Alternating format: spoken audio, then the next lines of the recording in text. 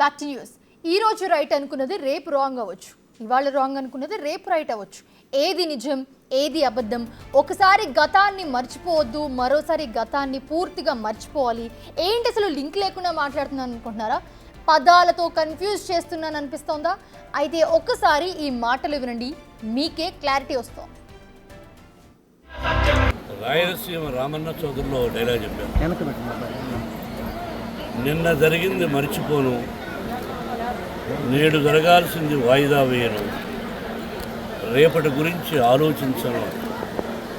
కానీ గతం గతం, నిన్న జరిగింది మర్చిపోవాలి, ఈరోజు ఏం చేయాలనుకోవాలి, రేపు ఇంతకంటే మంచి పనులు ఏం చేయాలని ఆలోచించుకోవాలి.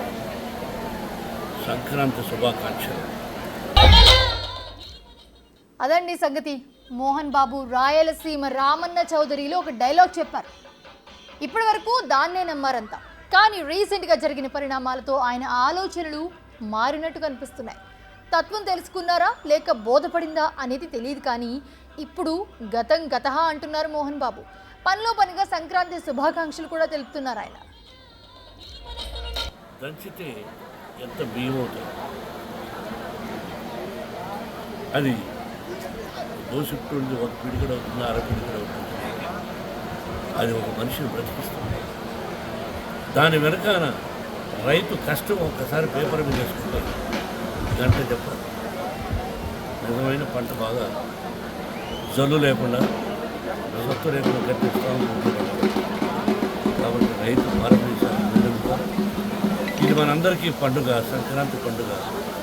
సంక్రాంతి లక్ష్మి అందరి ఇళ్లలోకి వచ్చి అందరూ సుఖ సంతోషాలతో సౌభాగ్యంగా 100 సంవత్సరాలు క్షేమంగా ఉండాలని, కరువు కాటకాలు రాకూడదని ఆ షిరిడి సాయినాథని ప్రకృతి నూతన సంవత్సరం Sankranti.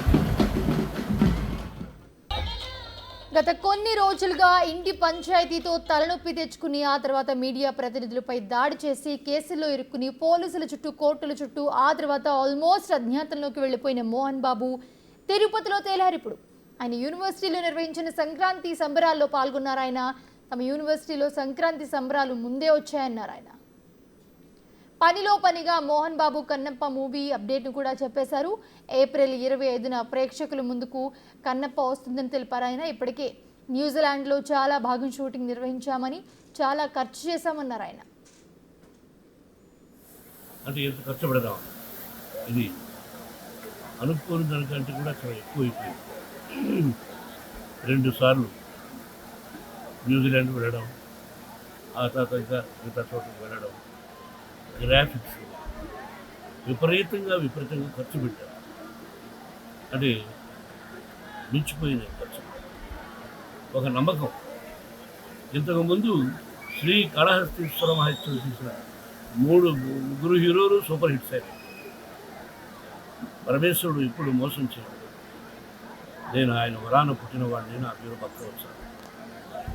Success failure is common. కానీ ఈ సినిమా అత్యద్భుతమైన విజయాన్ని సాధించాలని ప్రకృతిని వేడుకుంటూ ప్రజల ఆశీస్సులు కావాలి.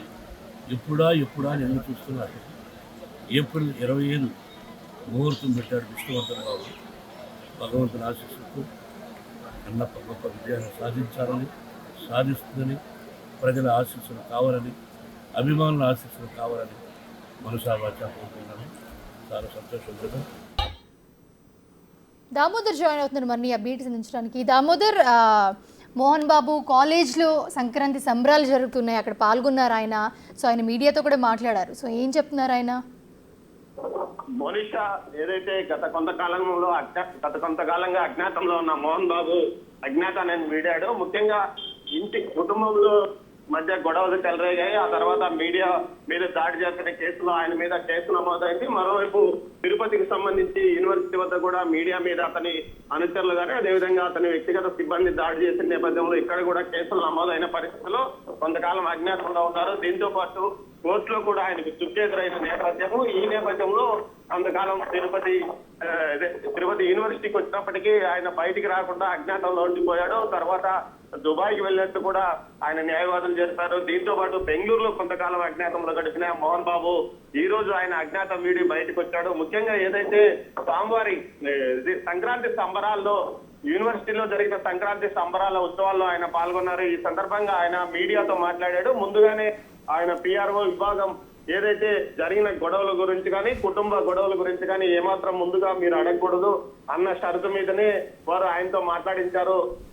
ఈ నేపథ్యంలో మొత్తం మీద ఈ గొడవకు సంబంధించి ఏమాత్రం మాట్లాడకుండా చాలా జాగ్రత్తగా సంక్రాంతి సంబరాలు, రైతు గొప్పతనం గురించి, అదేవిధంగా మంచు విష్ణు నటించిన భక్త కన్నప్ప సినిమా గురించి, దాని రిలీజ్ డేట్ కూడా ఆయన ఈ సందర్భంగా చెప్పారు. అంతేకాకుండా ఈ సినిమాకు పెద్ద ఎత్తున డబ్బులు ఖర్చు పెట్టాము, దీనికి సంబంధించి అవుట్పుట్ కూడా చాలా బాగా వచ్చిందంటూ చెప్పుకొచ్చారు. మొత్తం మీద అయితే మోహన్ బాబు అజ్ఞాతం వీడాడు. అయితే తెలంగాణ పోలీసులు ఎందుకు మౌనంగా ఉన్నారో, అయితే ఆయన తెలంగాణ పోలీసులకు తాను విచారణకు హాజరవుతానని చెప్పిన సమాచారంతోనే వారు అరెస్ట్ చేయడానికి రాలేదంటూ కూడా ఒక ప్రచారం జరుగుతుంది.